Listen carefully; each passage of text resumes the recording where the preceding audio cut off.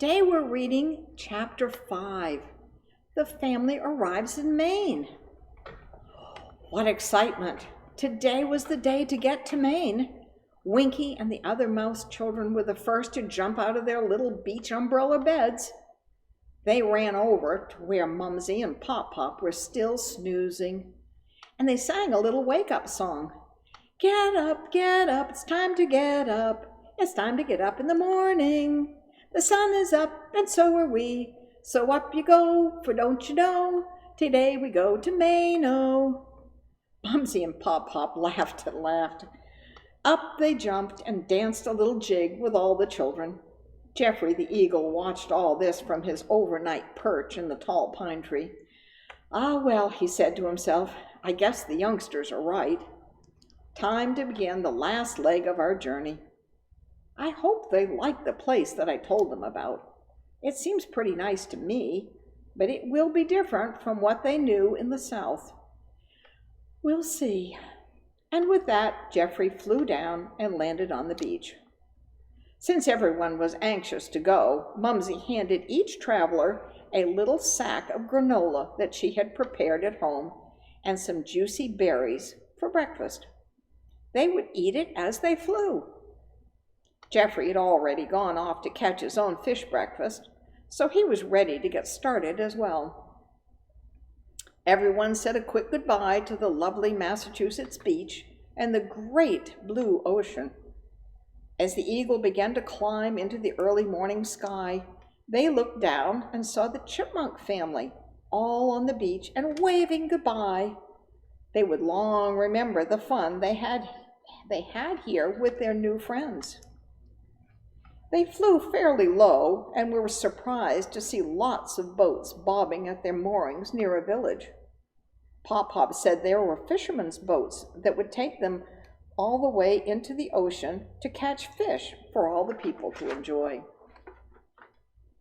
Not long after that, Geoffrey said they were now flying over the southern end of a state called New Hampshire.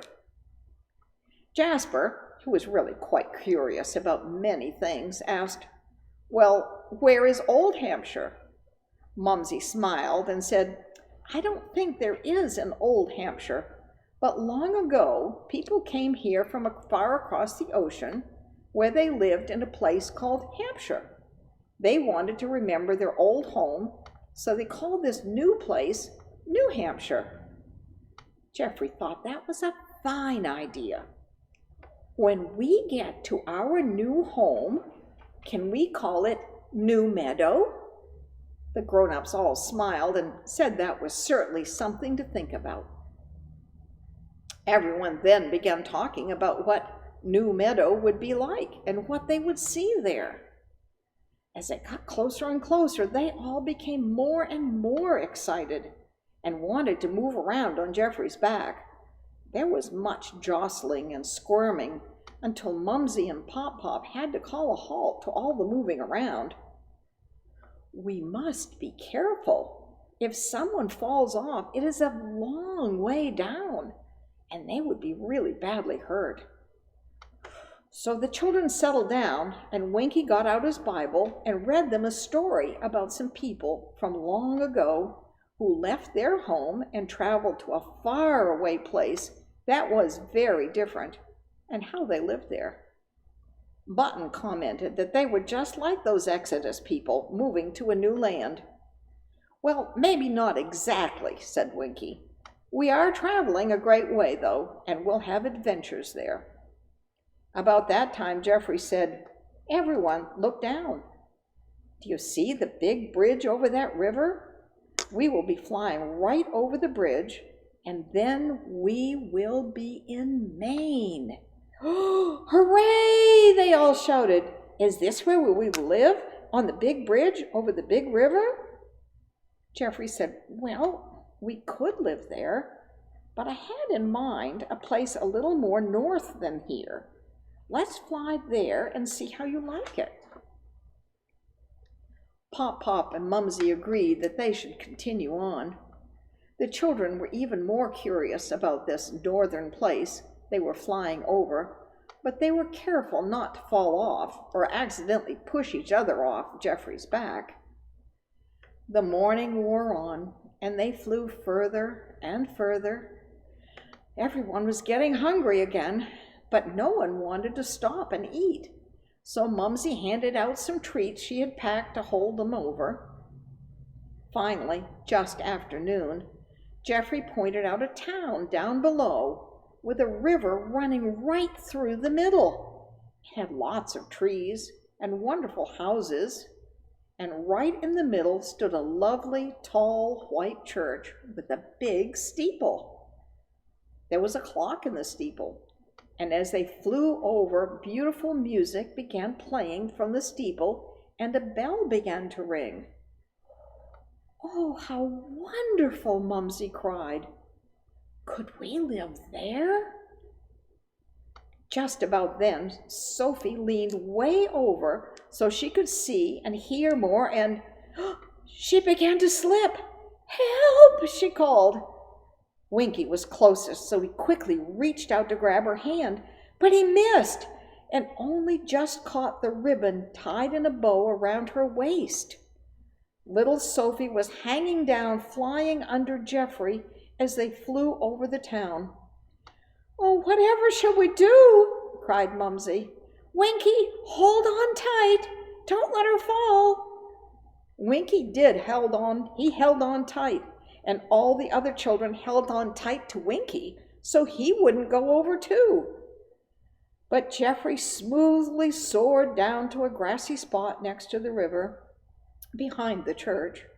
He carefully landed so Sophie was safe. Winky finally was able to let go of the ribbon, and everyone breathed a sigh of relief. "What a way to end our journey," Pop said. "Thanks to all of you for helping save little Sophie. We'll all remember this landing."